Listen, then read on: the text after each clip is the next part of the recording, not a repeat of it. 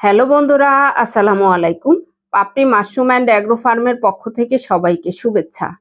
আশা করি সবাই ভালো আছেন।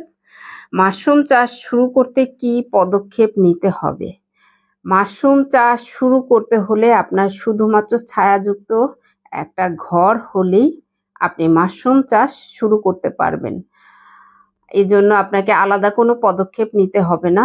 যদি আপনি সিজন অনুযায়ী কোন পদ্ধতিতে চাষ করবেন সে অনুযায়ী আপনাকে আলাদা পদক্ষেপ নিতে হবে সিজন অনুযায়ী। কিন্তু এই গরমের সময় আপনার এমন ঘরের দরকার নেই যেটা পরিপূর্ণভাবে ঢেকে থাকে, শুধুমাত্র জানালা আছে, এরকম ঘর না হলেও চলবে। অনেকেরই আছে অনেকাংশে পড়ে থাকে পরিত্যক্ত ঘর, শুধুমাত্র রোদ যাতে না ঢুকে, বিশেষ করে পূর্ব এবং পশ্চিম সাইড যদি ব্লক থাকে তাহলে আপনি অনায়াসে মাশরুম চাষ করতে পারবেন। এই সময়ে এই সিজনে মাশরুম চাষ ঘরে বাতাস অনেক উপকারী।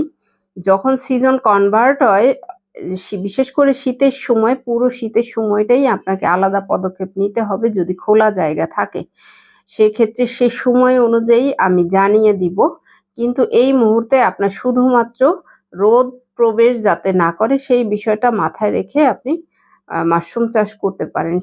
গ্রামের সাইডে যারা আছেন তারা গাছের নিচে যদি ঘর থাকে সেক্ষেত্রে এক্সট্রা বেনিফিট পাবেন, কারণ তাপমাত্রা কন্ট্রোল থাকে অনেকাংশেই গাছের নিচে যদি ঘরটা থাকে।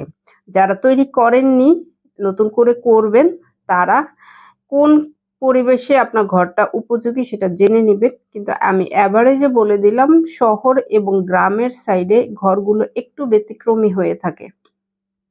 যার যে অবস্থানে ঘরটা থাকে সেই অবস্থান অনুযায়ী আপনাকে পদক্ষেপ নিতে হবে।